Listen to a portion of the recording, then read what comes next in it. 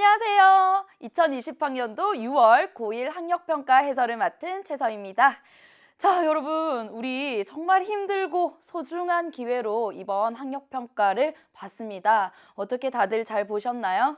예, 총평에서 이제 윤일식 선생님과 제가 간단하게 각 영역별로 어떤 유형이 나왔는지, 어느 정도의 난이도였는지 이렇게 해설을 해드렸는데 잠깐 보고 다시 돌아오시면 좋을 것 같습니다. 자, 이번에 화법과 작문 그리고 언어 부분까지 1, 2부를 진행하게 될 텐데요. 일단 3월 학평이 중학교 전 범위였다면 우리가 처음으로 고등학교 범위로 전국 단위로 치렀던 시험이 6월이 처음이었습니다. 여러분 시작이잖아요. 그래서 뭐든지 할 수 있는 시간입니다. 그래서 내가 혹시 조금 낮은 점수를 받았다고 해서 의기소침할 필요 전혀 없습니다. 이제 시작인 만큼 하나를 공부하더라도 제대로 그렇게 같이 공부해 나가자라는 각오를 가지고 이번 시간 함께 하면 좋을 것 같습니다. 자, 바로 해설 들어가 보도록 할게요. 자, 1번과 3번은요. 우리 역시나 화법 문제였습니다. 자, 화법 나오면 우리 말하는 사람 있어요. 그리고 그 말하는 사람이 전하고자 하는 내용이 있었죠. 그리고 이 말을 듣는 청자가 있습니다. 그래서 항상 첫 세트에 나오는 화법이 나온다. 그러면 나는 말하는 사람이 어떤 말하기 전략을 취하고 있지? 그리고 그 사람이 말하는 내용은 핵심적인 주제가 뭐지? 그리고 그 말을 듣는 청자의 입장에서는 어떤 반응을 보이고 있지? 이런 부분들을 중심으로 체크하면서 지문을 읽어가면 좋을 것 같습니다. 자, 그리고 항상 바로 먼저 지문 들어가지 마세요라고 말씀드렸죠. 그래서 문제를 먼저 보겠습니다. 자, 이렇게 말을 했더니 학생들 중에는 선생님 문제를요 어느 수준까지 먼저 봐야 하나요? 예, 문제는요 어떤 유형의 문제가 나왔는지 그리고 눈에 띄는 혹은 반복적으로 제시되는 키워드는 핵심 단어는 뭔지 이 정도만 빠르게 훑어보는 정도로 가볼게요. 자, 1번 문제 위 발표자의 말하기 전략 역시나 여기 화자의 말하기 전략이 나왔죠. 자, 3월 학평과 1번, 2번, 3번 문제 유형이 동일합니다. 자, 2번 위 발표의 내용을 고려했을 때 밑줄 친 기억으로 가장 적절한 것은 자, 내용을 제대로 이해했는지 물어보는 문제 나왔습니다. 그리고 3번은요. 다음은 학생들이 발표를 들으며 떠올린 생각이다. 이를 반영하여 발표자에게 할 질문. 자, 청자가 떠올린 생각이고요. 그 생각을 통해서 발표자에게 어떤 질문을 할 수 있을까? 청자의 반응을 물어보고 있다라는 거 확인할 수 있겠습니다. 자, 그러면 지문 같이 가보도록 할게요. 자, 이렇게 첫 번째 보면요. 발표이다, 토의다, 회의다, 인터뷰다 이런 식으로 담화 유형이 나와 있습니다. 그래서 발표 담화는 우리가 화법에서도 아주 전형적으로 자주 나오는 담화다라는 거 알 수 있고요. 자, 안녕하세요 나오는데 우리 이거 안녕하세요 이렇게 한 글자 한 글자 꼼꼼하게 읽을 필요 없죠, 여러분. 자, 화법과 작문의 핵심은요. 내가 정답 맞췄어. 틀리지 않았어. 이게 중요한 게 아니라요. 얼마나 전략적으로 시간을 효율적으로 활용하면서 정답을 맞췄느냐 그것이 중요합니다. 그래야 뒤에 나오는 문학과 독서 지문 여러분 여유 있게 해결할 수가 있습니다. 자, 이런 부분은요 빠르게 보세요. 자유주제 10분 말하기 그래 이런 상황인가 보다. 자, 괄호안이 나왔죠. 자료를 보여주며 자, 이 말하는 사람은요 지금 자료를 제시하고 있는 상황인데 항상 괄호가 중요하다라고 하면서 제가 우리 3월 학평 해설 때 이렇게 얘기했어요. 괄호 안에는 주로 언어적 표현 이외의 비언어적 표현 또는 언어에 준하는 음장이나 높낮이 이런 것들 준언어적 표현이 괄호 안에 자주 나온다라고 했습니다. 자, 이번에 하나 더 추가하자면요. 두 번째, 이 괄호 안에는요. 자료가 제시되는 경우가 유형이 있습니다. 그래서 자료를 제시하는 경우는 이 자료의 내용을 추측하는 문제 물어볼 수 있죠. 그래서 비언어, 준언어가 괄호 안에 들어있다면 화자의 말하기 방식을 물어볼 가능성이 높고요. 자, 괄호 안에 자료가 제시되어 있다. 어떤 매체가 나와 있다. 그렇다면 내용을 물어볼 가능성이 높다라는 겁니다. 그래서 괄호에는 이 두 가지 정도가 늘상 나오는구나. 자, 자료를 보여주면 여러분 익숙한 화면 보이시죠? 질문하고 있죠? 자, 여기 우리 학교의 웹페이지와 자, 청자들이 익숙한 학교 웹페이지 화면을 자료로 제시했어요. 그리고 뿅뿅고등학교에 웹페이지가 있습니다. 자, 두 개의 웹페이지를 비교하고 있군. 어느 쪽이 더 인상 깊고 읽기 쉬우신가요? 자, 그 다음 괄호를 보세요. 청중의 대답을 듣고, 듣고 청중의 반응을 확인했다라는 말이고요. 고개를 끄덕이며 이거 행동을 보여주고 있죠. 자, 언어적 표현이 아니라 뭐다? 비언어적 표현을 활용하고 있군. 자, 네, 많은 분들의 의견이 한쪽으로 모였네요. 이처럼 웹페이지를 잘 디자인하면 사용자가 콘텐츠에 흥미를 잃지 않고 내용을 쉽게 이해할 수 있는데요. 오늘은 이제 화제를 제시합니다. 좋은 웹페이지를 디자인하는 방법에 대해 말씀드리겠습니다. 자, 첫 번째 부분에서는요. 청중과 상호작용했고요. 자료를 제시했어요. 그 자료가 청중에게 굉장히 익숙한 자료였습니다. 그리고 이제 내가 앞으로 얘기할 화제를 제시했다. 디자인하는 방법에 대한 내용을 말하겠다라고 얘기하고 있네요. 자, 계속 이어서 갑니다. 웹페이지는 인터넷상의 웹문서들을 가리키는 말로 이 문서 속에는 글, 뿐만 아니라 그림, 음악, 동영상도 넣을 수 있습니다. 자, 여러분도 즐겨 찾는 웹페이지가 있나요? 라고 또 한 번 청중에게 의견을 물어보고 있죠. 역시나 청중의 반응을 확인하고 있습니다. 네, 다양한 대답을 해주셨습니다. 이렇게 많은 사람들이 다양한 웹페이지를 즐겨 찾으면서 좋은 웹페이지 디자인의 중요성이 함께 커지고 있는 상황인데 좋은 웹페이지 디자인이란 제작자의 표현 의도와 내용을 사용자에게 잘 전달하기 위해 여러 정보를 화면에 효과적으로 구성해 놓은 디자인을 말합니다. 자, 여기까지 우리 느리게 천천히 꼼꼼히 읽어야 될 부분 없었습니다. 자, 웹페이지 디자인이 중요하다는 말을 하고 있구나. 자, 계속 이어서 가볼게요. 좋은 웹페이지를 디자인하기 위해서는 다음 세 가지를 고려해야 합니다. 자, 이 부분 중요하죠. 자, 웹페이지를 디자인하기 위한 방법을 얘기하고 있습니다. 이제 화제에 대해서 좀 구체적으로 풀어서 설명을 하고 있는데요. 첫째, 자, 바로 얘기하는 게 아니라 첫째. 첫째라는 걸 우리는 조금 어려운 표현으로요. 담화를 이끌어 나가는 표지다라고 얘기할 수 있습니다. 담화 표지라는 게요. 문장과 문장이 자연스럽게 이어질 수 있도록 혹은 문단과 문단이 자연스럽게 이어질 수 있도록 연결고리 역할을 해주는 표지라고 해요. 자, 말을 잘하는 사람 혹은 글을 잘 쓰는 사람들은요. 이 담화 표지를 굉장히 잘 활용합니다. 자, 이 학생도 잘 활용하고 있네요. 서체의 분류를 이해하고 사용해야 합니다. 자, 첫 번째 1번 서체의 분류가 중요하구나 라고 얘기하면서 사진을 또 보여주고 있어요. 계속 자료를 활용하고 있구나. 보시는 것처럼 서체는 크게 도둠체, 바탕체로 나뉩니다. 획의 굵기가 굵고 일정하며 굽은 곳이 거의 없는 도둠체는 도둠체는 내용을 강조하고 싶을 때 제목에 많이 쓴다. 도둠체는 제목, 이 정도 우리가 찾아낼 수 있겠죠. 자, 반면에 도둠체와는 달리 바탕체는요. 상대적으로 획의 굵기가 가늘어요. 그러면서 굵기가 일정하지 않아서 어떤 느낌이다? 부드러운 느낌을 주기 때문에 바탕체로 된 글을 읽을 때는 우리가 사용자의 시선이 글자를 따라서 자연스럽게 이동하죠. 그래서 어떻게 해요? 피로감이 적어서 제목이 아니라 본문에 많이 사용하는구나 라는 거 알 수 있습니다. 자, 이 부분을 읽었을 때는요. 우리 이렇게 하나 찾으면 돼요. 방법에 대해서 구체적으로 얘기하고 있는데 첫 번째, 서체에 대해서 얘기하고 있고 도둠체와 바탕체가 이렇게 차이가 있다라는 얘기를 하는구나. 주로 도둠체는 제목, 그리고 바탕체는 이러이러한 이유로 본문에 활용하는구나. 여기까지 챙겨가겠습니다. 자, 여러분 이거 눈으로 읽으면 아주 빨리 읽을 수 있어요. 둘째 또 나오죠. 담화 표지를 활용하고 있구나.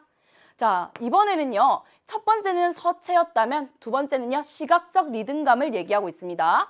자, 시각적 리듬감이란 다양한 강조 요소를 활용하여 제작자가 전하고자 하는 중요한 정보와 덜 중요한 정보를 구분하여 중요한 정보가 눈에 잘 띄게 표현하는 것을 말한대요.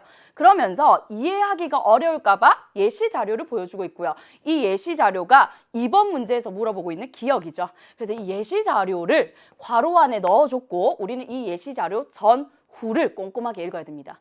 자, 예시 자료를 보여주며 보시는 것처럼 문서의 제목은 어떻게 해요? 본문 글자 크기의 1.8에서 2.2 크게 본문보다 크게라는 의미입니다. 정도로 커야 하며 굵고 진하게 제목은 크고 굵고 진하게라는 거 키워드 찾아낼 수 있고요.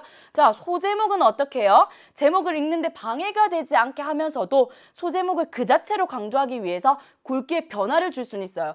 변화를 줄 수는 있지만 제목 에 방해를 줘서는 안 된다라는 얘기하고 있고요. 본문 글자 크기에 어떻게 해요? 1.2에서 1.5배. 이거 구체적인 수치를 활용해서 얘기하고 있는데요. 자, 제목은 1.8. 소제목은 1.2. 그러니까 소제목은 제목보다는 커서는 안 된다라는 거 알 수 있죠. 자, 크기의 정도로 설정하는 것이 적당합니다. 자, 여기서 이 부분까지 읽었을 때 둘째, 시각적 리듬감이야. 그때 말하는 거 예를 통해서 보여주고 있고 제목과 소제목을 어떻게 굵기를 혹은 어떤 글씨 크기를 쓰는지를 얘기해주고 있구나라는 것 체크하고 넘어갈게요. 자, 이번에는요. 세 번째인데요. 마지막으로라는 담화 표지로 이제 우리가 마지막 방법을 알려주고 있어라는 거 얘기하고 있습니다. 글자의 간격을 적절히 조절해야 한다. 자, 세 번째로는요. 글자의 간격을 조절해야 한다라는 걸 얘기를 하고 있는데 글자와 글자 사이의 간격을 우리가 자간이라고 하는데 글을 읽는데 큰 영향을 미친대요. 역시나 사진을 보여주고 있죠. 사진을 보여주며 이 세 가지, 앞에서 말한 세 가지 웹페이지를 비교해 보겠습니다. 자, 이 앞에서 말한 웹페이지가요, 사진으로 제시됐구나. 자, 웹페이지 세 가지를 보여주면서요, 자간이 좁게, 보통으로, 넓게 설정되어 있는 서로 다른 웹페이지를 비교해서 보여주는 전략을 사용하고 있구나라는 것도 알 수 있습니다. 자, 보통의 경우보다 자간이 좁으면 어떻다? 더 쉽게 읽히고 시각적으로도 정돈된 느낌이 든다. 그리고 자간이 넓으면 어떻다? 글자와 글자 간격이 넓어서 시원해 보인다. 다만 너무 좁거나 너무 과하면, 너무 넓으면 글을 읽는데 독자의 집중력이 떨어지기 쉬우니 주의해야 된다. 예, 각각의 특징들, 장점들 얘기하면서요. 너무 과할 경우에는 주의력을 떨어뜨릴 수가 있다라고 당부하고 있네요. 조심해야 된다라고 얘기합니다. 이상으로 발표를 마치겠습니다. 혹시 질문 있으면 해주세요 하고 마무리 지어요. 여기까지 글 내용 자체가 어렵지 않습니다. 이제 문제 보겠습니다. 자, 1번. 위 발표자의 말하기 전략 익숙하죠, 여러분? 자, 말하기 전략 이 발표하는 사람이 어떻게 얘기하고 있는지 특히나 괄호를 중심으로 살펴볼 수도 있겠네요. 자, 적절하지 않은 것은 자, 1번 발표 앞부분에서 라는 말 나오면 1문단을 중심적으로 살펴봐야 되겠어. 자, 질문을 통해 청중의 관심을 끌고 있다. 자, 1문단 한번 볼까요? 예, 두 번째 줄 끝에 보면 익숙한 화면 보이시죠? 라고 먼저 질문하고요. 그 밑에 줄에 또 질문이 나옵니다. 어느 쪽이 더 인상 깊고 읽기 쉬우신가요? 라고 했더니 그 질문에 대해서 청중이 대답을 하죠. 자, 그래서 이런 부분을 통해서 청중의 관심을 끌어내고 유도하고 있구나라는 것 충분히 확인할 수 있습니다. 자, 2번. 언어적, 비언어적 표현을 통해 청중의 반응을 확인하고 있다. 자, 역시나 여기서 비언어적 표현이라는 말 나왔네요. 우리 괄호 안에서 찾아봤죠. 청중의 반응을 듣고 고개를 끄덕인다. 뭐 이런 표현들 통해서 알 수가 있다. 오케이, 맞습니다. 자, 3번. 담화 표지, 첫째, 마지막으로 이런 표지를 사용해서 발표 내용에 관한 청중의 이해를 돕고 있다. 자, 여러분 담화 표지를 사용하면요. 청중이 예측하면서 들을 수 있어요. 그래서 청중의 이해를 돕고 있다라고 얘기하는 것 적절하다.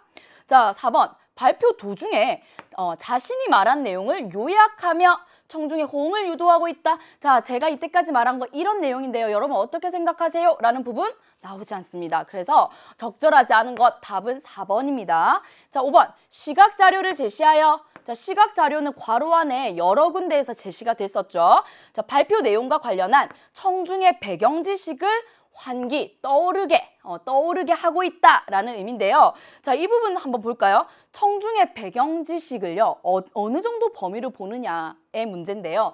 기존의 청중들이 알고 있는 정보까지도 확장해서 큰 개념으로 이 배경 지식을 본다면 1문단에서 여러분 익숙한 우리 학교 홈페이지, 웹페이지 화면입니다 라고 제시하면서 이 시각 자료를 통해서 청중이 기존에 익숙한 알고 있는 정보를 떠올리게 하고 있다 정도로 이해한다면 이것도 맞는 설명이야 라고 할 수 있을 것 같아요. 그런데 좀 더 정밀하게 본다면요. 보통 청중의 배경 지식을 환기하는 질문은 이렇게 합니다. 여러분, 우리 이전에 글자 자간이 주는 효과에 대해서 어떤 수업 시간에 배운 적이 있는데 기억하시나요? 거기에 연장선에서 봤을 때 이런 식으로 과거에 배웠던 어떤 지식을 물어보는 방법도 사용할 수가 있어요. 근데 우리 이 지문에서는요. 웹페이지, 익숙한 우리 학교 웹페이지라는 이 기존의 정보를 떠올리게 하고 있다. 정보를 제시함으로써 배경 지식을 환기하고 있다라고 문제 출제자의 의도를 파악할 수 있을 것 같습니다. 그래서 적절하지 않은 거 확실한 답은 4번으로 가는 게 맞다라고 하고 넘어갈게요. 자, 2번 가겠습니다. 2번은 내용 문제입니다. 위 발표의 내용을 고려했을 때 밑줄 친 기억인데요. 우리 기억 나오는 부분 꼼꼼하게 읽었었죠. 적절한 건 물어봤어요. 자, 이런 문제 나오면 여러 가지 예가 나와 있어. 기억이 시각자료였는데요. 이 예시자료 뒷부분을 보니까 제목은 글씨 크기를 어떻게, 소제목은 본문은 글씨 크기를 어떻게 이런 부분이 나왔어요. 자, 우리가 이 부분에서 알 수 있는 것, 제목은 소제목보다는 글씨 크기가 커야 되고 소제목은 본문보다 글씨 크기가 커야 된다라는 거. 일단 첫 번째 기준은요. 글자의 크기였습니다. 자, 그 다음에 또 뭘 얘기하고 있냐. 두 번째 기준은요. 글자의 굵기를 얘기하고 있는데요. 제목은 굵게 하라라는 거 정보 얻었고요. 소제목은 제목에 방해가 되지 않을 정도로 굵게도 표시할 수 있다라고 얘기했습니다. 자, 본문은 굵게 표시해야 된다, 안 된다? 예, 그런 말이 없네요. 그래서 기본적으로 우리는 제목을 부각시키는 방식에 대해서 얘기를 하고 있다. 자, 그 이외에도요, 뭐 자간에 대한 내용도 나왔었고요. 그런데 이런 문제를 풀 때는요, 여러 가지를 동시에 막 접근하려고 하면 시간이 너무 오래 걸립니다. 그래서 하나의 기준을 세워서요, 제거할 것 제거하고 그 다음 남은 기준으로 또 확인해보고 이런 방식으로 가볼게요. 그래서 우리 먼저 크기를 가지고 한번 해볼까요? 자, 제목, 소제목, 본문의 순서로 글씨 크기가 돼야 되죠. 자, 크고, 그 다음으로 크고, 뭐 그 다음으로 크다. 이렇게 갈 수 있겠고요. 자, 이것도 2번도요. 뭐 글씨 크기로는 제목이 제일 크니까 뭐 크기를 기준으로는 괜찮을 것 같아요. 자, 3번을 보니까 크기가요. 본문 크기와 소제목의 크기가 거의 비슷하거나 본문 크기가 좀 더 커 보이기도 해요. 그래서 이거는 소제목의 어떤 내용이 본문이랑 크게 차이를 못 보이고 있다라고 해서요. 일단 크기를 기준으로 제거됩니다. 그리고 이거 제목이 전혀 눈에 들어오지 않죠. 제목이 크지 않습니다. 크기를 기준으로 4번도 제거돼요. 자, 5번 지구사랑 바자, 이것도 역시나 소제목이 제목보다 더 큽니다. 그래서 크기를 기준으로 했더니 아주 빨리 가볍게요. 3번, 4번, 5번 없어졌어요. 자, 그러면 우리 남은 거 굵기를 기준으로 한번 볼까요? 자, 굵기 1번은요. 제목이 가장 굵게, 그리고 본문은 굵지 않게 돼 있고요. 2번을 보니까 제목에는 굵게가 안 돼 있네요. 그리고 소제목에 오히려 굵게가 돼 있어요. 그래서 이거 답은 1번이 가장 적절해. 자, 이렇게 볼 수도 있고요. 나는 자간을 가지고 기준을 세워서 할 거야 라고 한다면 2번의 경우는 자간이 너무 넓어. 가독성이 떨어져. 눈이 피로해. 뭐 이렇게 해서 제거를 하는 방법도 있습니다. 어쨌든 이런 문제를 풀 때는 기준을 하나 정해서 제거하는 방식으로 가라. 자, 같이 해서 답은 1번 나왔고요. 자, 3번 가볼게요. 다음은 학생들이 발표를 들으며 떠올린 생각이다. 이제 청자의 반응입니다. 이를 반영하여 발표자에게 할 질문으로 가장 적절한 것은, 자, 여러분 이렇게 질문을 하는 걸 물어보는 경우에는요, 이런 생각을 하셔야 됩니다. 주로 오답을 만드는 선지가요, 본문에 이미 있는 내용을 다시 질문을 하는 경우는 안 돼요. 왜냐? 본문에서 충분히 설명을 했는데 다시 질문을 한다? 이건 내용 파악을 제대로 못했다라는 의미이기 때문에, 자, 첫 번째는요, 본문에서 이미 설명된 내용이면 안 된다라는 거 여러분 체크하셔야 되고요. 두 번째는요, 본문의 주제와 상관이 없는 질문도 제거해야 된다. 자, 요거 두 개, 질문의 문제가 나오면 이 두 개를 머릿속에 딱 가지고 계셔야 됩니다. 한번 확인해 보겠습니다. 자, 웹페이지를 잘 디자인해야 하는 이유는 무엇인가요? 자, 웹페이지 디자인해야 하는 이유가 아주 강조되면서 얘기했죠. 요즘에 1문단에서 이미 얘기했습니다. 웹페이지를 활용하는 사람들이 많은데 이 화면을 비교해서 보니까 이쪽이 훨씬 가독성이 높죠라고 얘기하고 있죠. 그래서 웹페이지를 디자인하는 거가 중요하다라는 얘기하기 때문에 이미 나와 있는 내용. 자, 2번 웹페이지에 올린 글의 내용을 강조하고 싶을 때는 어떻게 해야 하나요? 자, 강조하고 싶을 때는 어떻게 하라고 했죠? 뭐 굵기나 서체는 어떻게 하세요? 라고 하면서 3문단과 4문단에서 이미 내용을 얘기하고 있습니다. 충분히. 자, 3번 한번 볼까요? 웹페이지에 올린 글을 읽을 때 피로감을 줄일 수 있는 서체 얘기했죠. 자, 바탕체는 어떻고요? 뭐 주로 우리가 도둠체는 언제 쓰고요? 뭐 이런 얘기를 하기 때문에 3번도 이미 충분히 다 우리가 얻을 수 있는 정보다. 그래서 따로 질문할 필요가 없다. 자, 4번 웹페이지에 넣을 그림, 음악, 동영상 이런 것들 쉽게 구할 수 있는 방법. 자, 이건 글의 주제와 상관이 없죠. 자, 여러분 이 글의 주제 뭐죠? 웹페이지를 어떻게 디자인하는지, 디자인 방법에 대해서 얘기를 하잖아요. 그런데 글자를 제외한 다른 요소들은 어떻게 디자인하는지를 얘기해 달라고 했어요. 자, 그래서 동영상을 쉽게 구할 수 있는 방법은 전혀 주제와 관계가 없다. 자, 그럼 남은 건 5번인데 5번 한번 볼까요? 웹페이지에 넣을 그림, 음악, 동영상을 사용자가 알기 쉽게 배치하는 방법 물어보고 있죠. 그래서 답은 5번이 나오는데요. 지금 제가 어떻게 풀었죠? 자, 이 괄호 안에 이 청중의 학생의 발표를 떠올리면 떠올릴 생각을 읽지도 않았습니다. 그런데도 이 기준을 가지고 봤더니 쉽게 제거되고 하나가 남았죠.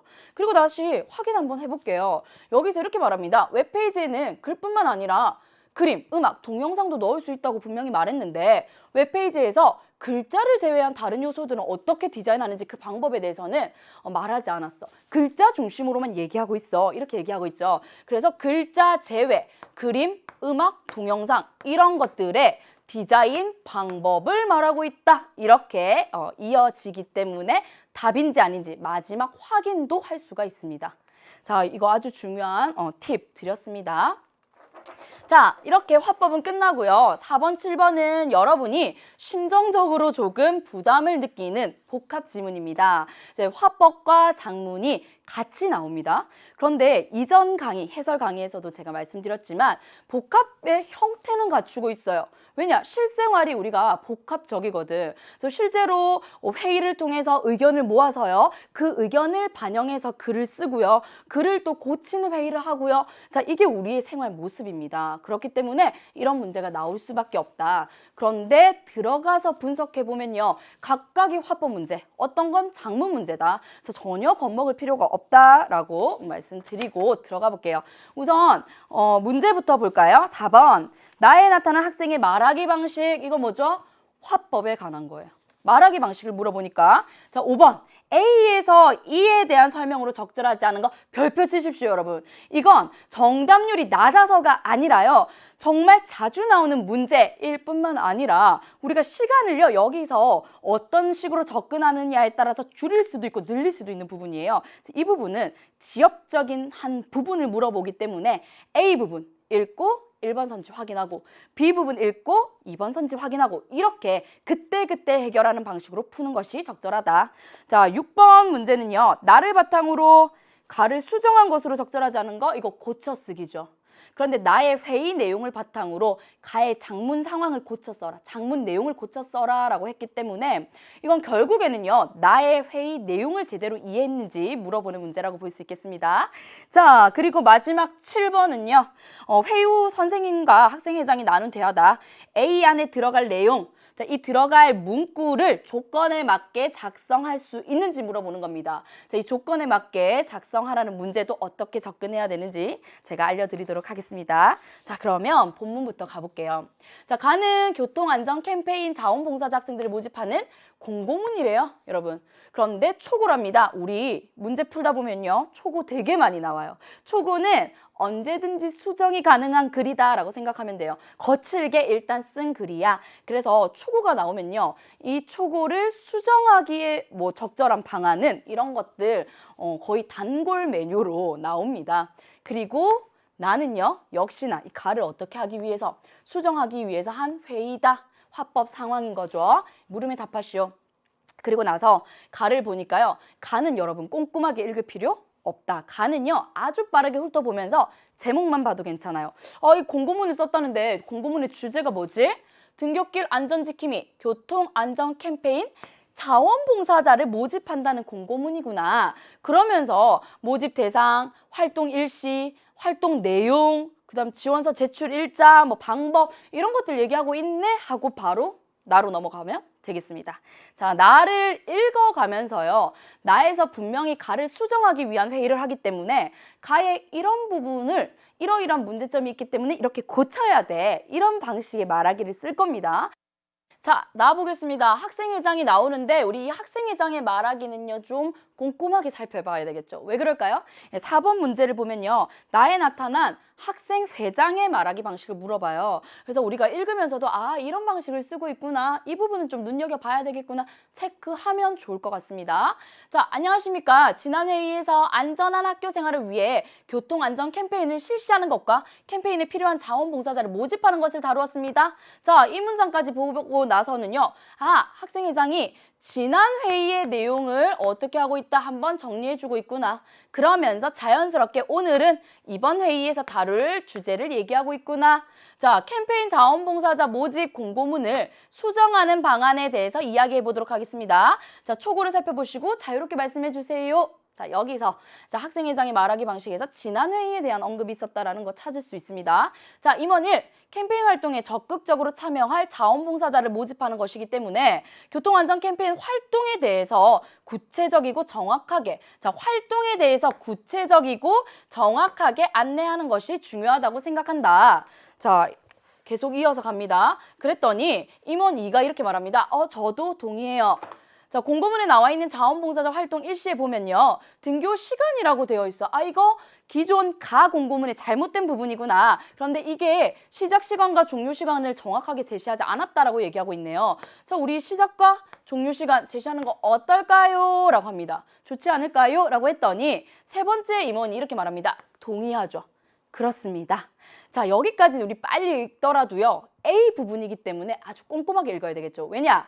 5번 문제에서 이 A부터 E까지 지엽적인 부분 물어보고 있고요. 우리 그때그때 바로바로 확인하겠다고 얘기했습니다. 자, 우리 학교 등교 시간이 8시 30분까지고 일찍 등교한 학생들은 7시 30분부터 오기 시작합니다. 그래서 어떻게 했으면 좋겠다.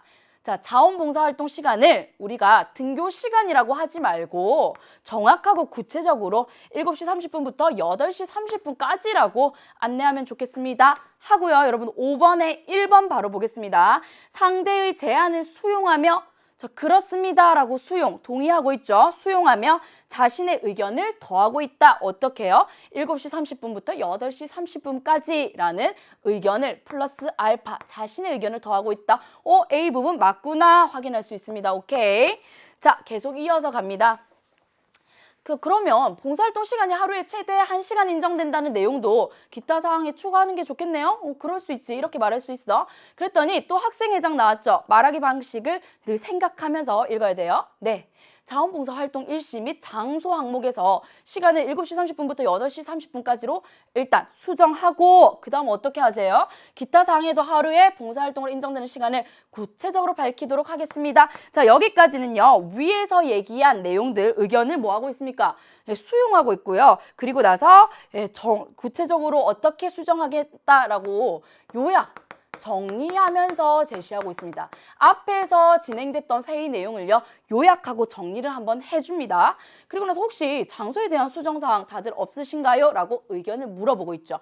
자, 임원이 다시 얘기합니다. 등교 시간에 개방되는 정문과 후문에서 캠페인을 진행하기로 했으니 공고문에도 이 정문과 후문이라는 두 군데를 모두 표기하는 것이 좋겠습니다. 라고 얘기했죠. 자, 그렇게 수정하도록 하겠습니다. 자, 의견을 받아들이고 있고요.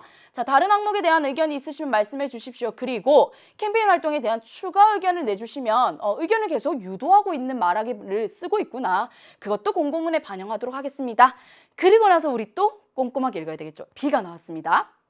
우리 학교 정문 앞에 횡단보도가 설치되어 있습니다. 그런데 등교 시간에 쫓긴 학생들이 이 횡단보도의 신호를 지키지 않고 무단횡단을 하는 경우가 많습니다. 이건 뭐죠? 자, 우리가 지금 우려되는 문제 상황을 얘기하고 있네요. 문제 상황 또는 현재의 실태를 얘기하고 있습니다. 자, 무단횡단을 하는 경우가 많아. 문제야. 학생들의 안전을 위한 캠페인 활동이 필요하지 않을까요? 자, 이런 실태, 현재의 문제 상황을 개선하기 위해서 우리는 캠페인 활동이 필요하다라고 얘기하고 있어요. 어떤 캠페인? 안전을 위한 캠페인. 자, 그리고 나서 5번에 2번, B를 물어보는 부분 한번 볼까요? 자신의 이해 정도를 확인하며 내가 이해한 거 이거 맞니? 라고 확인하는 부분 나옵니까? 자, 일단 이 부분 없습니다. 그리고 상대가 했던 말, 위에서 학생회장이 했던 말을 그대로 반복, 재진술하고 있습니까? 없습니다. 그래서 답은 B 부분이 지금 적절하지 않게 돼 있어. 그래서 5번의 답 2번 바로 나옵니다. 자, 이거 실시간으로 읽으면서 하면 아주 빨리 풀 수 있을 거예요. 자, 계속 이어서 가겠습니다. 자, 저도 학교 앞 횡단보도에서 꼼꼼하게 읽을게요. C 부분입니다. 신호를 무시하고 건넌 저도라고 얘기했죠. 나도 너의 말에 동의해. 나도 너의 생각과 유사한 지금 상황을 본 적이 있거든. 학생이 차량과 부딪힐 뻔했다는 이야기를 내가 들었어. 내가 직접 본 건 아니지만 들은 적이 있어. 상대의 말에 적극 동의하고 있죠. 자, 5번에 3번 볼게요. 구체적인 사례, 어떤 사례요? 차량과 학생이 부딪힐 뻔했다라는 이 사례를 제시하며 상대의 의견에 저도라고 하면서 동의를 하고 있다. 맞는 설명이다. C 맞죠? 자, 그리고 났더니 학생회장이 횡단보도 보행과 관련하여 캠페인 활동이 필요하다고 했는데, 자, 위에서요. 임원이 지금 횡단보도 보행과 관련한 여러 문제들이 있으니까 어떻게 안전을 위한 캠페인 활동이 필요하다고 했죠. 그랬더니 이 학생회장이 그걸 한 번 더 얘기하면서 구체적으로 어떤 활동이 좋을까요? 라고 네가 한 말에 대해서 추가적으로 플러스 알파 보충적으로 좀 더 얘기를 해볼래? 라고 얘기하고 있네요. 그래서 앞에 내용을 언급하면서요. 질문을 더 던지고 있다라는 것도 확인할 수 있습니다. 그랬더니 임원 3이요. 횡단보도에 신호를 준수할 것을 홍보하는 건 어떠세요? 신호 준수 우리 이 내용도 홍보해보자. 그랬더니 좋은 의견입니다. 동의하죠. 동의하면서 그럼 자원봉사활동 내용에 횡단보도 신호 준수 홍보 추가하도록 하겠습니다. 의견을 적극 수용하고 있구나 라는 것도 확인합니다. 자, 봉사활동 지원서 서식은 어디서 받을 수 있나요? 자, 봉사활동 지원서 서식은 홈페이지에 탑재할 거고요. 이 부분은 공고문의 기타 사항에 추가하겠습니다. 자, 받을 수 있는 내용도 공고문에 새로 더 들어가겠구나. 자, 봉사활동 지원서는 저에게 학생회장에게 직접 제출하도록 기존의 글에서는 안내되어 있었죠. 그런데 혹시 다른 의견 있으십니까? 라고 물어봤습니다. 자, 그랬더니 임원 1이 이렇게 말합니다. 이 부분 D 부분이기 때문에 또 꼼꼼하게 봐야 되겠네요. 제가 작년에 우리 학교 다문화축제 자원봉사자 모집에 지원한 적이 있었는데 나의 경험이죠. 나의 경험, 구체적인 경험을 통해서 업무 담당 학생이 지원서를 분실하여 곤란했던 경험이 있습니다.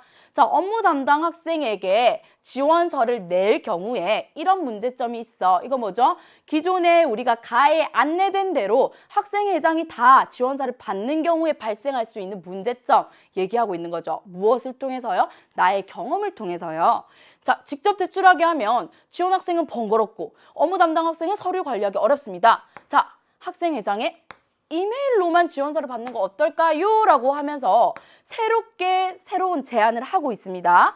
자, 이거 5번에 4번 보겠습니다. D 부분이고요. 기존 방식의 문제점을 지적하면서 새로운 방안을 제시하고 있다. 자, 새로운 방안 제시 나오고요. 기존 방안의 문제점을 자신의 경험을 활용해서 지적하고 있습니다. D도 맞는 설명. 자, 지원서를 제출할 때 편리할 뿐만 아니라 편리성도 있고요. 제출된 지원서를 분실하더라도 다시 인쇄할 수 있어서 관리하기에도 좋다라고 하면서 내가 앞에 학생이 새롭게 제안한 내용에 대해서 긍정적인 면을 얘기하고 있네요. 자, 마지막 5번의 이 부분, 5번 부분 볼게요. 제안의 장점 편리하고 다시 인쇄할 수 있어서 관리하기도 편하다 언급하면서 상대의 의견을 어떻게 하고 있죠? 긍정적인 반응, 동의의 반응을 보이고 있습니다. 그래서 5번은 이미 이렇게 끝냈습니다. 읽으면서. 자, 계속 남은 부분 확인해 보도록 하겠습니다. 학생회장이 이렇게 말해요. 네, 공고문의 그 내용도 반영하겠습니다. 자, 신청 인원이 모집 인원보다 많을 경우에는 또 어떻게 하는 게 좋을까요? 라고 의견 물어보고 있죠. 자, 지원서를 제출한 선착순으로 뽑는 건 어떨까요? 라는 안이 나왔고요. 임원 3은요. 이번 캠페인은 학생들이 주체가 돼서 계획하고 실시하는 데 큰 의의가 있죠. 그래서 저는 면접을 통해서 적극적으로 참여할 만한 학생들을 선별하는 게 좋을 것 같아요. 자, 선착순이라는 의견도 나왔고요. 면접을 통해서 뽑자는 의견도 나왔습니다. 자, 다시 학생회장이 이렇게 말합니다. 신청 인원이 초과할 경우 우리 자원봉사자 선발 방법에 대해서 지금 2가지 나왔네요. 그러면 내가 마음대로 정하는 게 아니라 혹시 또 다른 의견 더 받아보겠습니다. 라고 하고요. 이어서 어떤 임원이 둘 중에 하나 선택하죠 라고 했더니 좋아요. 그러면 의사결정 방법을 정해주죠. 학생회장이. 다수결로 결정하도록 하겠습니다. 자, 임원들께서는 것으로 자신의 의사를 표현하고 어쩌고저쩌고 쭉 해서요. 예, 끝났습니다. 그래서 마지막에 뭐가 채택됐냐? 다수결로 면접으로 선발하자는 의견이 채택됐습니다. 여기까지 내용 확인 어려움이 없겠죠. 자, 4번 문제 가겠습니다. 자, 우리 학생회장의 말하기 읽으면서 해결했어요. 자, 적절하지 않은 거 확인해 보겠습니다. 이전 회의 내용 언급하고 있죠. 지난 회의에서는 우리 이렇게 했고요. 이번 회의에서는 이렇게 말하겠습니다. 이런 내용 수정 방안에 대해서 논의하겠습니다. 자, 지난 회의 언급하고 있다? 맞는 말이야. 자, 2번 발언한 내용을 요약하여서 정리하고 있다. 자, 요약해서 정리하는 부분 어디 나왔죠? 예.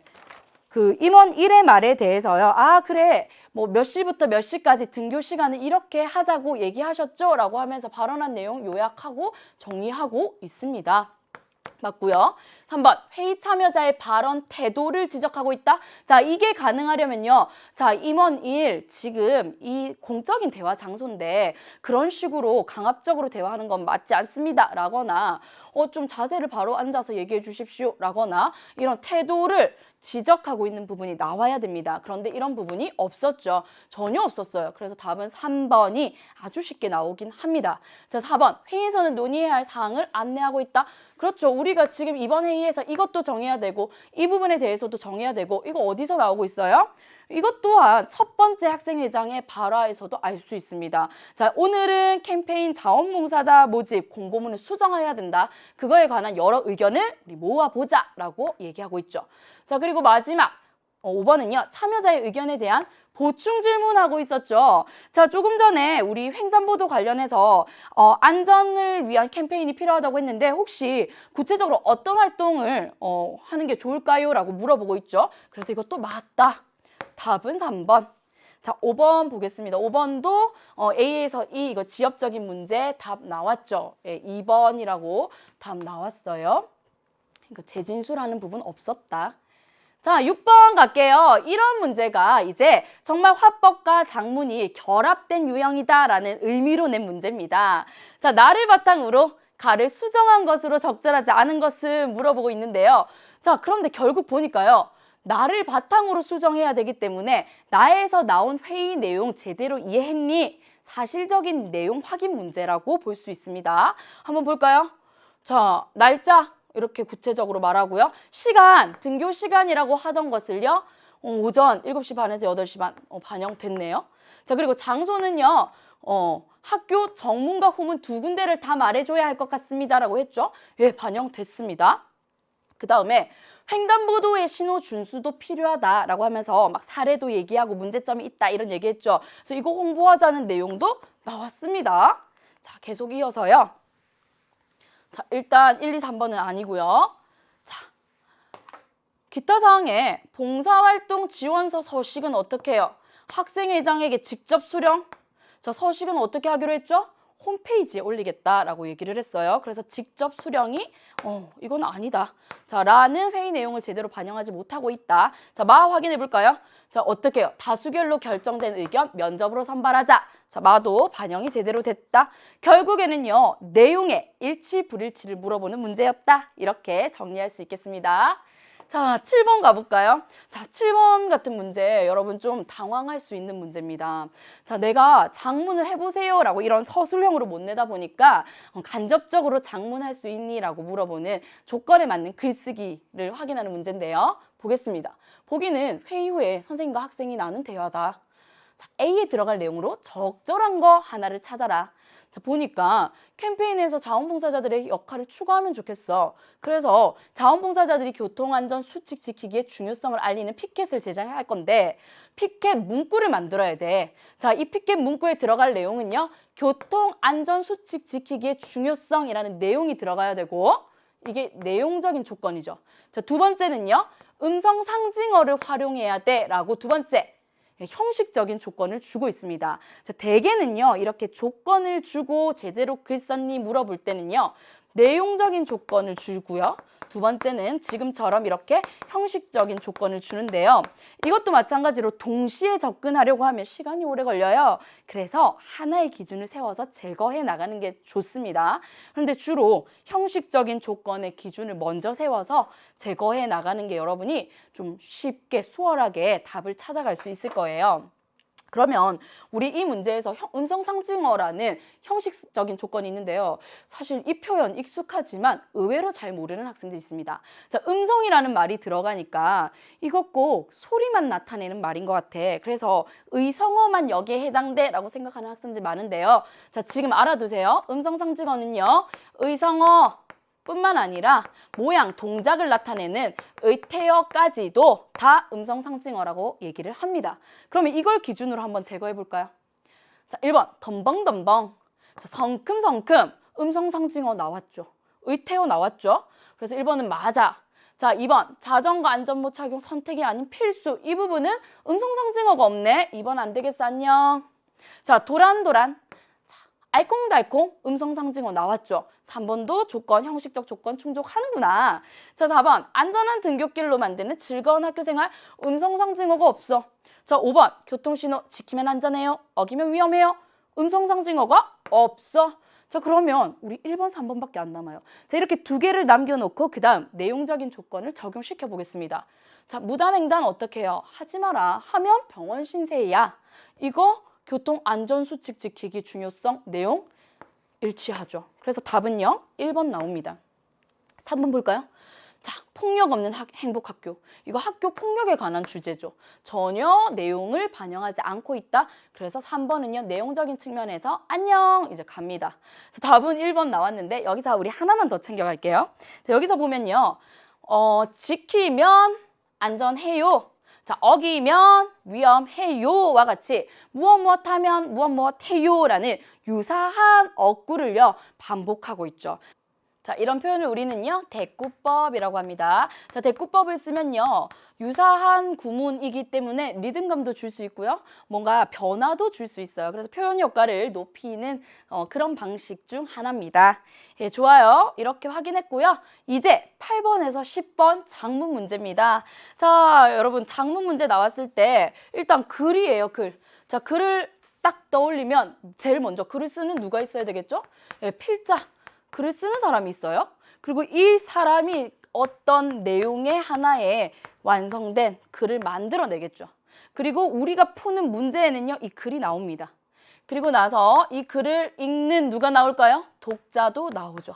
자, 여기 잘 보면요. 필자는요, 자기만의 어떤 가치관, 생각, 이런 것들 있잖아. 자, 필자의 가치관, 생각, 이런 것들을 글에 그대로 반영하고요. 그걸 또 독자는요, 또 자기가 가지고 있는 가치관, 생각으로 받아들이는 거죠. 자, 이렇게, 필자가 가지는, 혹은 독자가 가지는 가치관이나 생각, 이런 것들을 우리는 장문의 상황 맥락이다. 장문이 일어날 때 이 상황에 개입하는 맥락이다 라고 얘기를 하고요. 글 자체가 가지는 것도 있어요. 이 글을 목적, 정보 전달의 목적인지, 설득의 목적인지, 뭐 초대의 목적인지, 친교의 목적 이런 식으로 글의 목적이 있고요. 또 그 글에서 다루고 있는 주제도 있을 수 있죠. 이런 것들 또한 우리가 장문 상황에서 개입되는 맥락이다라고 얘기를 해요. 그래서 이런 아이들을 우리는 맥락 중에서도 상황 맥락이라고 합니다. 더 정확하게는 장문 상황 맥락이라고 얘기를 해요.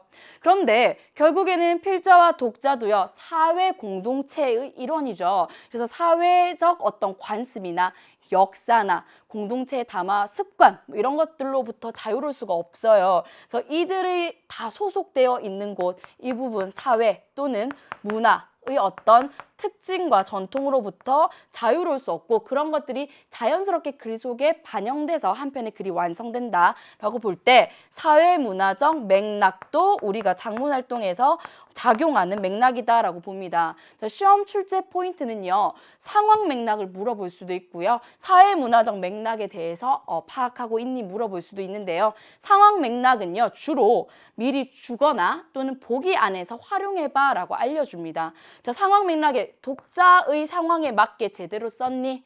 또는 필자의 상황이나 글의 목적 주제에 맞게 썼니? 이런 거 물어보는 게 다 장문의 상황 맥락을 물어보는 문제다라고 말씀드릴 수 있겠어요. 자, 역시나 장문도요. 문제를 먼저 같이 읽어보도록 하겠습니다. 자, 8번부터 10번까지 세 문제가 있는데요. 한번 보겠습니다. 여러분 8번 읽어봐요. 다음은 가를 반영하여 나를 작성하기 위해 학생이 메모한 내용이다 라고 나오죠. 그러면서 보기 안에 뭐가 나오냐? 예, 어떤 계획이 나와요. 자, 이 장문 상황에 맞게 내가 계획을 했는지라고 우리가 물어보고 있는 문제인데, 여러분 3월 학력평가 혹시 기억하시나요? 장문 문제에서요. 이 지금 8번 안에 이 네모 박스 안에 문제 안에 있는 계획이 큰 지문 안에 그냥 들어가 있어요. 이미 지문에 노출시켜서 계획을 물어볼 수도 있고요. 이렇게 별도의 문제에서 따로 네모 박스를 주고 그 안에서 계획을 물어볼 수도 있구나.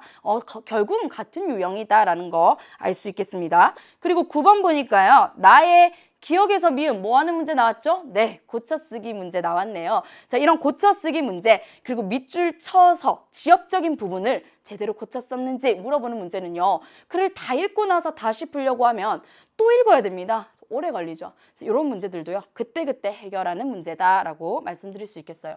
자, 여러분이 당황하고 뭔가 부담스럽게 느끼는 게 바로 10번 같은 문제입니다. 자료 활용 문제인데요. 자, 보기는 초고를 수정하고 보완하기 위해서 수집한 자료다. 자, 이 자료 활용 방안으로 적절하지 않은 것. 그런데 자료 활용 방안은요. 크기는 엄청 크지만 핵심을 물어본다라는 거 여러분 항상 마음속에 가지고 계시면 그래서 이 글의 핵심이 뭐였지? 주제가 뭐였지? 거기에 맞게 자료가 제대로 만들어져 있나 아닌가라고 이제 접근을 해 나가면 되겠습니다. 같이 가볼게요. 자, 장문 상황을 줬네요. 예상 독자가 누구다? 교지를 읽는 학생들이래요. 자, 목적이 중요하죠. 이 글을 쓰는 목적이 뭐냐 하면 다운 패딩의 소재가 지닌 문제점을 지적할 거래요. 그런데 문제점에 대한 대안도 나올겠지라는 거 예측하면서 읽어야 돼요. 자, 지적하고 나서 자, 이 다운 패딩을 구입할 때 우리가 윤리적 선택을 해야 한다라고 주장하는 글이구나. 자, 이 글은 주장을 목적으로 하는 글이야. 그래서 어떤 문제점을 얘기할 거고 그 문제점을 해결하기 위한 하나의 대안으로 윤리적인 선택을 하겠구나. 이렇게 예측할 수 있겠습니다. 자, 나 학생의 초고 나왔네요. 자, 초고는 역시나 언제든지 고쳐 쓸 수 있는 글. 그렇기 때문에 9번 문제에서 고쳐쓰기 나왔고 그 부분을 우리가 읽으면서 해결하겠다. 자, 윤리적인 선택, 착한 패딩을 입자. 자, 여기까지는요. 가의 장문 상황이 그대로 잘 제시가 되어 있구나라는 거 알 수 있습니다. 반영이 됐어요. 자, 윤리적인 선택해야 되고 우리가 다운 패딩을 착한 다운 패딩을 입자라고 얘기합니다. 그러면서 소제목을 보세요. 식생활 개선으로 생명 존중의 실천을? 이건 지금 바로 판단하기는 어렵겠습니다. 다 읽고 나서 이 내용이 맞는지 확인해 보도록 하겠고요. 바로 본문 들어가면 겨울철 패딩이나 코트에 많이 사용되는 동물성 소재를 만들 때 자, 상품의 질감과 비용을 절감하기 위해 밑줄 쳐져 있죠. 니은 부분. 자, 상품의 질감, 비용, 자, 을에 걸리는 게요. 괄호 이어져 있습니다. 자, 대개 이런 경우에 와, 과, 앞 뒤에 명사와 명사가 이어져 있다. 그 경우에는요. 해당되는 서술어를 눈여겨보십시오. 절감한다라는 겁니다. 무엇을요? 비용을. 적절하죠.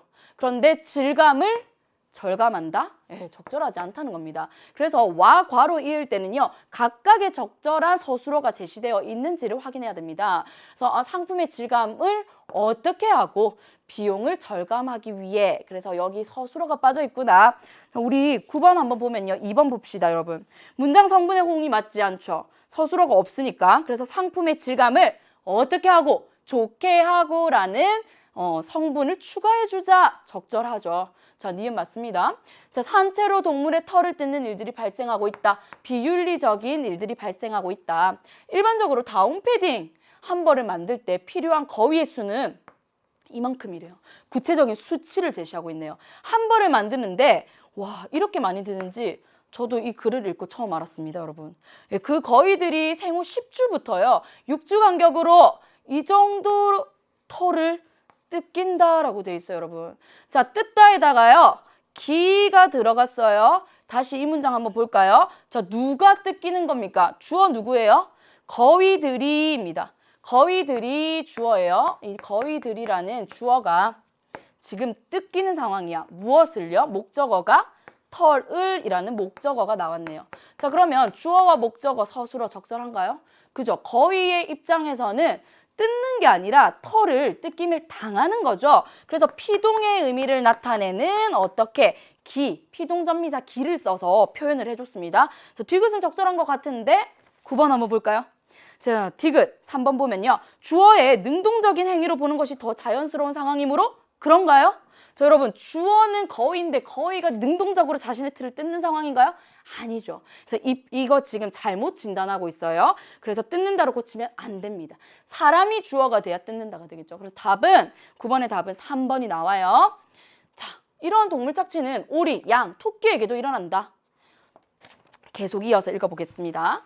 자, 이처럼 비윤리적인 제조 산업에 대한 반발로 패션계는 모피 사용 중단을 선언하고 비거니즘을 확장했대요. 비거니즘 많이 들어보셨죠? 자, 비거니즘은 우리 채식주의를 가리키는 말입니다. 자, 우리 음식에서는 비거니즘이라고 많이 들어봤는데 패션에서 비거니즘을 뭐지? 하고 계속 읽어볼게요. 의문을 가진 채로. 자, 이걸 확장해서 실천하려는 움직임을 보이고 있다. 일명 비건 패션이라는 건데 우리에게 다소 낯설 수 있어요. 그래서 그게 뭐냐 하면 이란이라고 하면서 개념에 대해서 이제 풀어서 뜻풀이를 해주고 있어요.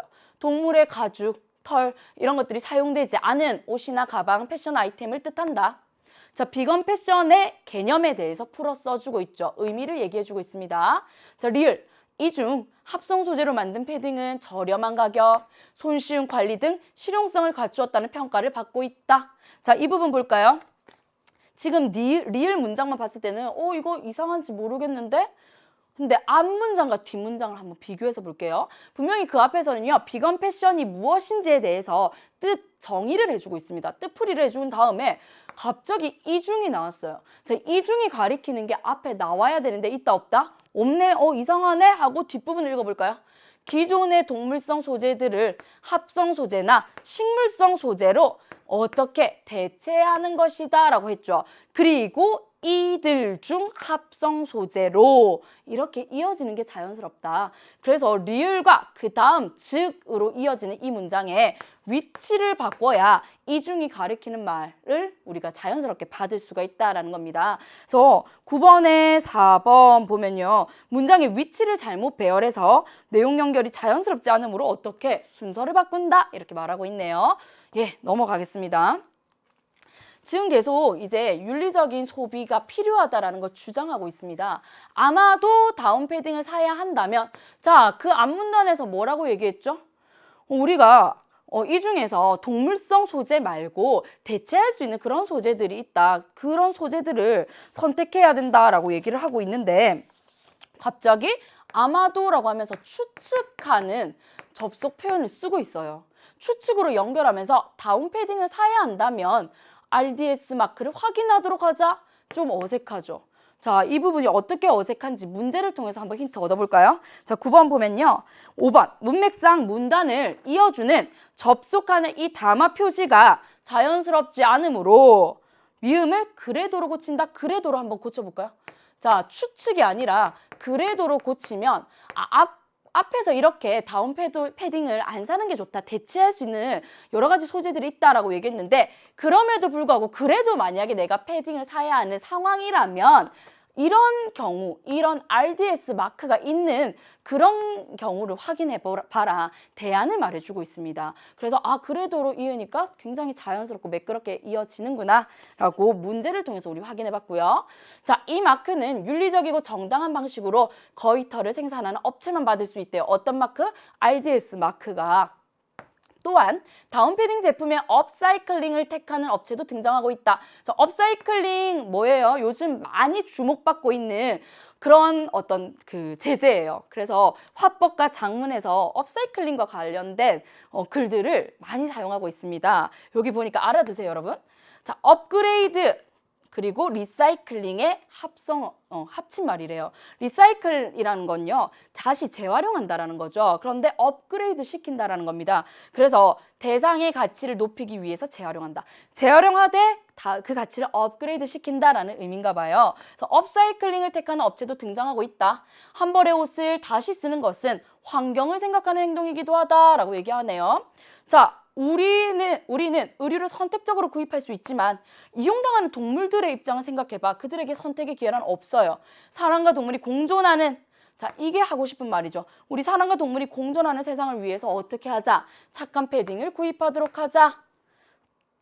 자, 8번 바로 가보겠습니다. 다음은 가를 반영하여 나를 작성하기 위해 학생이 메모한 내용이다. 그런데 이 메모한 내용이 결국에는 계획이었죠. 계획이 A에서 E 중 반영되지 않은 것은 이라고 했습니다. 자, 우리 나를요, 조금 전에 아주 꼼꼼하게 같이 살펴봤습니다. 그래서 바로 확인해 볼게요. 자, 문제 상황과 관련된 구체적인 수치, 우리 거위의 그 패딩 하나를 만드는데 거위 몇 마리가 드는지 구체적인 수치로 제시했습니다. 자, 이거 심각성을 보여주기 위해서 구체적인 수치 제시했구나. 자, 두 번째, 설명이 필요한 주요 용어. 어떤 용어? 좀 낯설만한 비건 패션이라는 용어에 대해서 어떠어떠한 뜻이다라고 하면서 뜻풀이할 것, 이것도 반영이 됐네요. 자, 그 다음 소재가 지니는 문제점에 대해서 1번 얘기하고요. 2번, 그 문제를 해결할 수 있는 개선 방안에 대해서 얘기할 거야 라고 하면서, 자, 문제점에서 제조 과정상, 자, 이 부분 주목해 보세요. 과정이 나오려면요, 단계가 나와야 돼요. 그래서 다운 패딩을 만드는 과정은 거위의 털을 뽑고 그 다음 무슨 가공 처리를 하고 뭐 이러이러한 과정이다라는 말이 나와야 되겠죠. 그리고 그 과정에서 이러이러한 이유로 환경 오염이 발생해라고 나옵니다. 그런데 이런 부분 전혀 없었어요. 그래서 답은요, 3번 나오는데 사실 이 부분에서 그냥 빠르게만 읽었던 친구들은 이거 환경오염이라는 말 어디선가 나왔던 것 같은데 맞아 하고 넘어갈 수 있어요. 환경오염을 환경을 보호할 수 있다라는 말이 나오기는 했습니다. 어디서 나왔나요? 예, 업사이클링과 관련된 얘기를 할 때 우리가 재활용해서 다시 쓰면 어떻게 해요? 환경도 지킬 수 있다라는 맥락으로 나온 부분이 있기는 해요. 그런데 그게 다운 패딩을 제조하는 과정에서 발생하는 환경 오염에 대한 내용을 설명하고 있는 부분은 아닙니다. 답은 3번 나왔고요.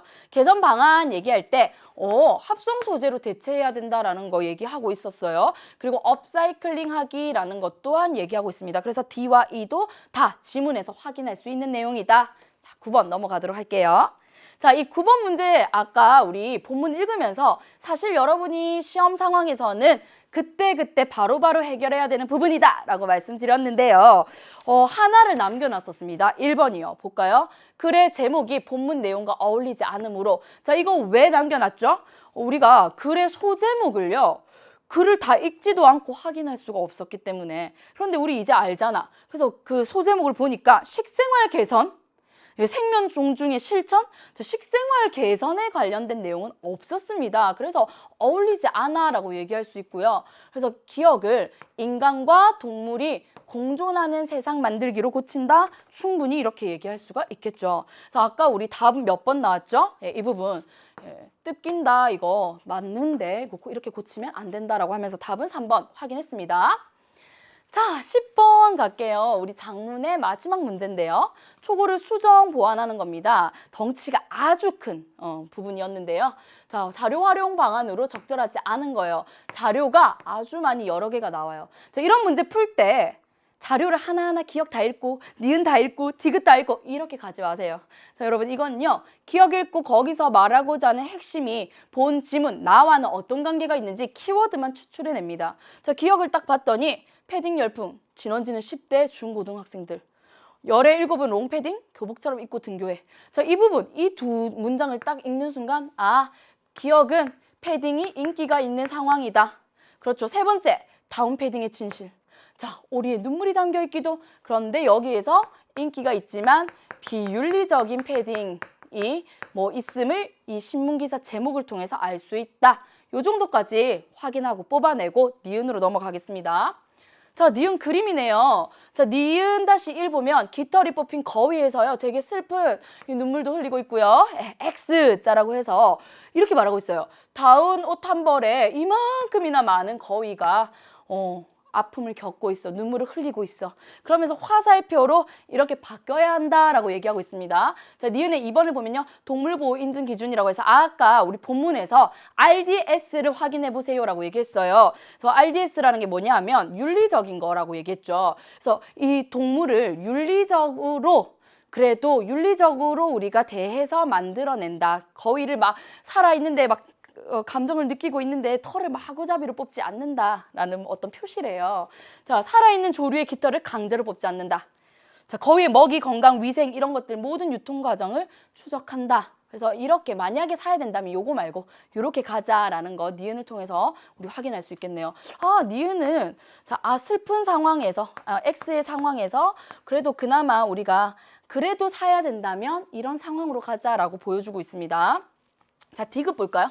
디귿을 보니까 합성 소재와 다운 소재 대비했죠. 자, 대비해서 의미를 찾아내 보십시오. 이 표의 의미, 합성 소재 세탁, 소재의 몰림 현상이 적다. 좋은 점인데요.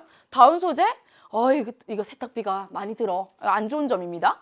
자, 냄새 없고요. 알레르기 없고. 이거 뭐야? 합성 소재가 훨씬 더 좋은 점이 많네라는 걸 보여주는 자료죠. 그래서 D는요. 합성 소재, 다운 소재보다 합성 소재를 우리가 권장하는 주장을 부각시키기 위해서 뒷받침하기 위해서 좋은 자료가 될 수 있을 것 같아요. 그래서 합성 소재 어떻게 쓸까요? 예, 이거 그림. 따봉 이 말입니다. 굿, 좋다라는 얘기를 하고 있고요. 자, 리을은 인터뷰 자료인데요. 다운 제품의 업사이클링에 관한 내용이 나오네요. 헌옷을 수거해 외피를 제거하고 쭉쭉쭉쭉 얘기하면서 자, 롱패딩과 숏패딩 500여 벌을 만들어 약 1만 마리의 희생을 막았다는 것에 뿌듯함. 장기적으로는 자원 전략뿐만 아니라 뭐다? 환경 보호에도 도움이 된다라고 얘기하고 있죠. 그럼 리을은 결국에는 업사이클링 장점이구나 라는 거 알 수 있습니다. 업사이클링의 플러스 장점이다. 자, 이렇게 핵심만 키워드만 뽑아놓고 바로 선지 가보도록 할게요. 자, 기억의 신문기사를 활용해서 어떻게 해요? 청소년이 즐겨 입는 패딩 소재. 자, 즐겨 입는 패딩이다라는 건 위에 두 문장을 통해서 인기 있다라는 거 확인했었고요. 자, 윤리적인 문제가 있다라는 거, 거위의 눈물, 이거 비윤리적인 내용이 있었다라는 거, 제기해야 되겠어. 문제 제기할 때 활용할 수 있겠네요. 오케이, 맞아요. 자, 2번, 거위 학대의 실상을 본론의 첫 문단으로 사용하고 자, 니은에서 1번 보니까 거위가 눈물을 흘리면서 X 돼 있었죠. 자, 이것과 같은 시각 자료를 만들어서 제시해야 되겠어. 충분히 가능한 내용이네요. 오케이. 자, 이 시각 자료가 거위 학대의 실상의 내용과 어울리는 자료다라는 거 확인할 수 있고요. 3번, 니은의 두 번째 이 자료를 활용해서 동물 보호 인증 마크와 그 기준에 대해서 안내함으로써 자, 이를 획득한 의류를 구입하자고 권유할 수 있다. 윤리적으로 우리가 거위를 잘 키워서 그렇게 다운 패딩을 만드는 그런 그 표시, 마크를 좀 확인해보자라는 얘기할 때 이거 쓸 수 있잖아. 그래서 이를 획득한 의류 구입하자고 권유하겠어? 충분히 이렇게 생각할 수 있겠네요. 자, 자료 활용할 수 있습니다. 디귿, 정보를 활용해서 합성 소재로 만든 패딩의 단점? 바로 나오죠. 자, 우리 디귿의 핵심 내용은 합성 소재 좋아요였어요, 여러분. 그래서 단점이 아니라 장점을 소개해야 되겠죠. 답은요, 아주 간단하게 덩치가 민망할 정도로 간단하게 나옵니다. 4번. 자, 5번. 리을의 경우를 들어 업사이클링 패딩의 구입이 거위 학대 문제를 개선하고 자, 환경도 생각하고 거위 학대 문제도 개선한다. 업사이클링이 좋아요라는 게 우리 아까 리을에서 찾았던 내용이죠. 그래서 결국은요. 10번 문제는 각각의 자료가 전하고자 하는 핵심 의미를 제대로 뽑아낼 수 있니? 물어보는 문제였다. 자, 여기까지요. 우리 화법과 작문 했습니다. 크게 어렵지 않았죠? 자, 이제 사실 이번 6월 학력평가에서는요. 여러분 문법을 좀 꼼꼼하게 챙겨 가셔야 되는데요. 지금 문법 두 문항, 세트 문항이에요. 11번, 12번까지 같이 나가보도록 하겠습니다. 자, 이렇게 세트 문항이 나오면 우리에게 주는 정보가 정말 많아요. 그래서 의외로 답은 쉽게 나와요. 그러면 이런 세트 문항을 우리가 학력평가에서 만났다라는 것은 적어도 여기서 다루는 핵심 개념 정도는 네가 익숙하게 해놔야 돼. 이런 의미로 받아들이고 공부를 좀 해두면 좋을 것 같습니다. 같이 볼게요. 자, 역시나 문제를 먼저 읽어야 되겠죠. 자, 이때도 마찬가지로 문제를요. 하나하나 읽지 마세요, 여러분. 크게 읽어볼게요. 11번 보니까 윗글을 읽고 보기에 A에서 C를 탐구하래요. 그런데 이 A에서 C를 보니까 구체적인 예문입니다. 아, 이거 문법, 이 언어 문제에서 전형적으로 나오는 개념과 예문을 서로 적용할 수 있는지 물어보는 문제 나왔구나. 자, 12번은요. 기억의 사례로 적절한 것은 물어봤죠. 그리고 기억을 보니까 개념이에요. 자, 문법적인 지식을 주고 나서 이거에 대한 사례를 찾아봐 결국 여기서 벗어나지 않습니다. 그래서 문법 공부할 때도요. 우리 예문을 절대 소홀히 해서는 안 돼요. 같이 가보겠습니다. 자, 국어의 시제는 시제 나왔으니까 시제만큼은 다시는 우리가 헷갈리지 않도록 정확하게 체크하자. 자, 과거, 현재, 미래가 있어. 이는 좀 어려운 표현 있죠. 발화시, 사건시. 자, 발화시라는 건 말 그대로 발화, 내가 말하는 시점이고요. 사건시는 사건이 일어난 시점입니다. 그래서 이런 발화시와 사건시를 시점을 기준으로 나눈 것이다. 이게 바로 시제야. 자, 발화시는 말하는 이가 말하는 시점이고 설명해주고 있네요. 사건시는 동작이나 상태가 나타나는 시점을 가리킨다. 자, 발화시보다 사건시가 앞서면 우리 과거, 발화시와 사건시가 일치하면 현재, 자, 발화시보다 사건시가 나중이면 미래다. 여기까지 읽고 내 머릿속에는 이런 그림이 그려져야 돼요. 내가 지금 말하고 있어. 자, 발화시야. 그런데 말하는 시점과 내가 일어난 사건, 이 사건시가 일치해. 이거 뭐지? 현재입니다. 그런데 발화시를 기준으로 사건이 먼저 일어났어. 자, 이거 뭐죠? 이거 과거라고 설명하구나. 자, 줄글을 이렇게 간단하게 정리하면 머릿속에 오래 기억이 되겠죠. 자, 발화시를 기준으로 사건이 뒤에 일어났어. 사건시가 뒤에 일어났어. 이거 우리 미래라고 얘기하죠. 여기까지 발화시와 사건시가 일치하는 것은 현재다. 됐죠? 자, 그 다음 넘어가겠습니다. 시제는 다음과 같이 어미나 시간 부사를 통해 실현된다. 자, 여러분 이 부분에서 당황했을 겁니다. 표가요. 어려운 용어들이 있어요. 선어말 어미, 관형사형 어미, 시간 부사. 자, 이거 3월 학력평가에서는요. 아주 자세히 설명을 했습니다. 어미가 뭐고 어간이 뭔지, 그리고 어근이 뭐고 접사가 뭔지. 그런데 지금 고등학교 범위로 들어왔더니요. 이 부분은 어미가 뭔지, 시간 부사가 뭔지는 이미 알 거라고 생각해 라는 게 전제되어 있다라는 거 알 수 있겠죠. 그래서 이 부분, 어미 부분 오늘 챙겨갈 건데요. 잘 봅시다. 일단 선어말 어미랑 관형사형 어미라는 게 시제에 작용하는 어미래요. 자, 어미 이 부분은 따로 필기를 좀 해둘게요. 자, 어미가 딱 나온다. 내 머릿속에 어미의 짝꿍은 누구지? 어간이야. 그래서 우리가 용언 있죠, 여러분. 동사와 형용사, 용언은요. 어간과 어미로 나뉜다라고 얘기할 수 있습니다. 자, 이 부분이 나 아직 좀 낯설어 잘 모르겠어요 라고 하면요. 우리 3월 학력평가 해설 2부를 참고해 보시면 아주 도움이 될 거예요. 자, 어간 뒤에 붙는 어미에는 두 종류가 있어요. 자, 어떤 종류가 있냐? 선어말 어미가 있고요. 자, 어말 어미가 있습니다. 자, 어말 어미는 말 그대로요. 단어의 끝에 나오는 어미고요. 그 어말 어미 앞에 선행한다라고 해서 선어말 어미라는 게 있어요. 자, 그러면 이 어말 어미에는요. 또 세 가지 축을 여러분 뻗을 수 있어야 돼요. 이 정도 개념 체계는 갖고 있지? 그걸 전제하고 이거 냈어? 라는 얘기입니다. 자, 어말 어미 하니까 문장을 마무리 짓는 종결 어미가 있고요. 그리고 문장을 어떻게 하는, 이어주는 연결 어미가 있고요. 자, 그리고 성질을 바꿔주는 전성 어미라는 게 있습니다. 자, 전성 어미, 이건 뭐지? 전성 어미가 아주 중요한 부분인데요. 하나의 예를 들어볼게요. 자, 먹다. 이거 용언이죠? 자, 먹다에서요. 활용할 때 변하지 않는 부분은 우리는 어미라고 얘기를 해요. 자, 먹다, 먹고, 먹으니 이 뒷부분, 먹 뒤에 나오는 다를 어미라고 합니다. 자, 단어의 끝에 나와 있죠. 그래서 이 다를 우리는 어말 어미다. 어말 어미 중에서도 나는 빵을 먹다라고 했을 때 문장을 마무리 지었어. 끝냈어. 그래서 종결 어미라고 해요. 자, 종결 어미는 뭐 의문형으로 끝내는지, 뭐 먹는구나처럼 감탄으로 끝내는지에 따라서 뭐 다양한 방식이 있겠죠. 자, 연결 어미는요. 서희는 빵을 먹고, 자, 다를 떼고 고를 붙였어요. 자, 동생은 사탕을 먹는다처럼요. 이어줄 때 쓰는 거, 이거 연결 어미라고 해요. 자, 전성 어미는 뭘까요? 전성 어미는요, 말 그대로요. 성질을 바꿀 전자라고 해서 바꾼다라는 겁니다. 그래서 먹다에 다를 떼고요. 먹음을 붙여요.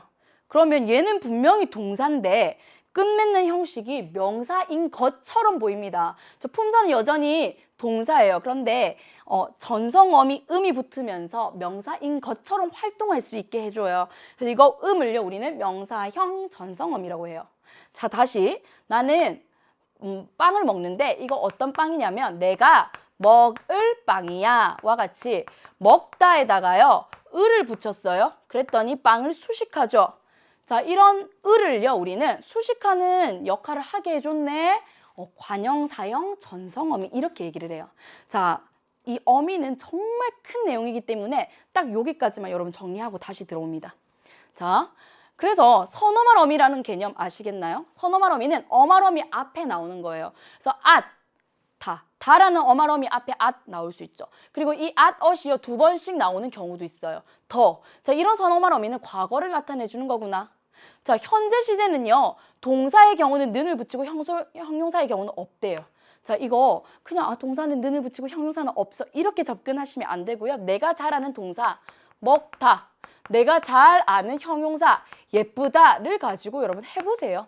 자, 먹는다라고 하면 현재 시제 되는구나. 자, 예쁘다의 경우는 그냥 서희 선생님이 예쁘다 이렇게 가면 되죠. 그래서 아무것도 안 붙여도 돼요. 그래서 형용사의 경우는 현재 시제를 만들 때요 선어말 어미를 안 붙인다라는 거 여기서 우리 특징적으로 알 수 있네요. 자, 미래 시제는요 get을 붙입니다. 먹겠다. 그렇구나. 저 관형사형 어미도요 종류를 알려줬어요. 저 과거를 나타낼 때 동사의 경우는 니은이나 던을 붙인대요. 자, 먹던 빵, 내가 먹던 빵, 내가 먹은 빵이야 라고 하는 순간 과거 시제가 되고요.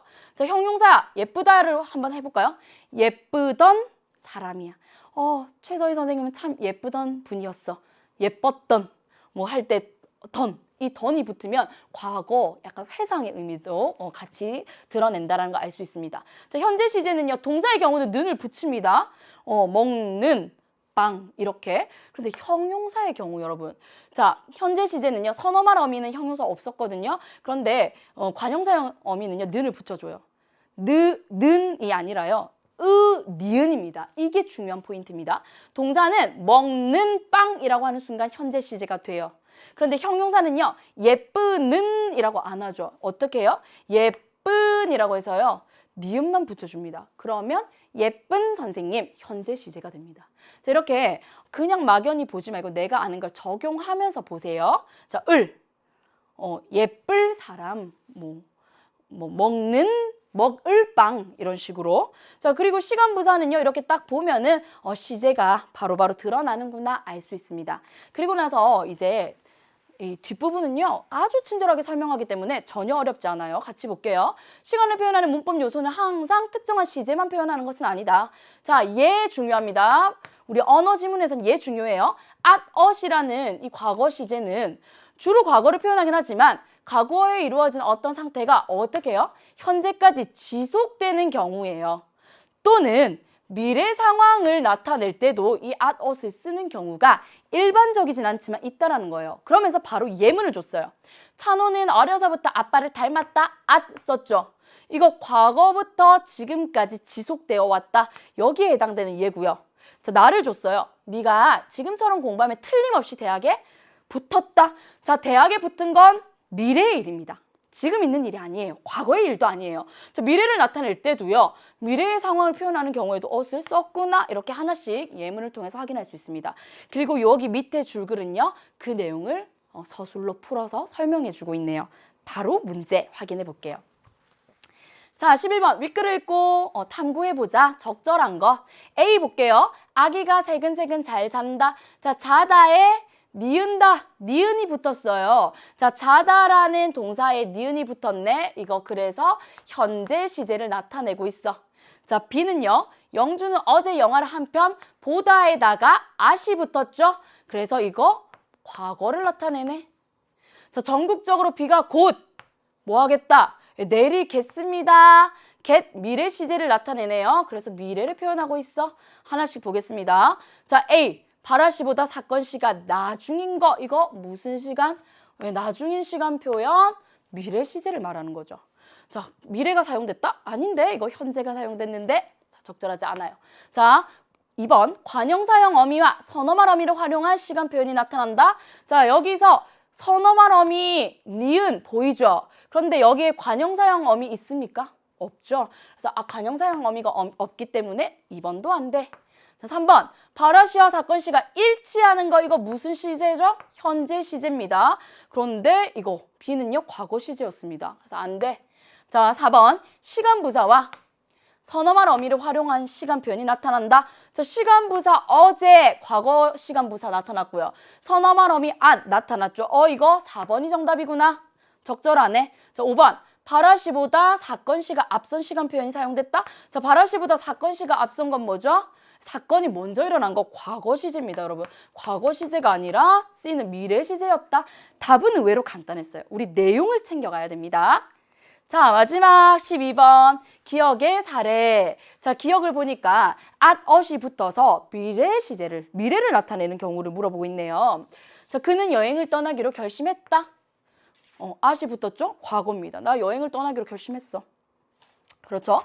자, 그리고 1919년 3월 1일 자, 만세운동이 어떻게 일어났다? at이 붙었죠? 과거 시제를 나타내요. 자, 봄날 거리에 개나리가 흐드러지게 자, 개나리가 피었다. 이건 뭐죠? 여러분 3번 별표 치세요. 자, 이거 개나리가 옛날에 피었어요. 과거에 핀 그 상태가 지금까지 지속됐다라는 거예요. at, at이 붙었는데 우리 지문에 가 예문과 같은 경우죠. 그래서 현재까지 지속되는 경우에 쓰였구나. 그런데 기억의 사례는 아닙니다. 자, 4번 학생들이 운동장에서 축구공을 차고 뭐 했다? 있었다. 이거 과거를 나타내네요. 자, 5번 어린 동생과 싸웠으니 난 이제 어머니께 혼났다. 자, at을 썼는데요. 혼난 건 이미 일어난 일이 아니죠, 여러분. 지금 일어나고 있는 일도 아니죠. 미래에 곧 일어날 일을요. at을 써서 표현하고 있네요. 그래서 기억의 사례로는 5번이 적절해. 끝났습니다. 자, 이 언어 지문이요. 시제 아주 중요한 개념이고요. 시제를 표현하는 이런 다양한 방식들 이번 기회를 통해서 한번 정리해 보시면 좋겠습니다. 자, 1부는 이렇게 마무리하고요. 2부 이어서 우리 과학 지문까지 같이 나가도록 하겠습니다. 바로 2부에서 만나요. 안녕!